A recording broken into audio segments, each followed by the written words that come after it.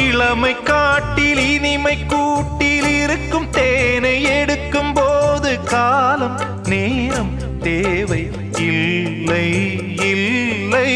மலையின் ஓரம் மலர்ந்த பூவை பறிக்கும் வீரம் இருக்கும் போது காவல் தாண்டும் பூவை முல்லை முல்லை.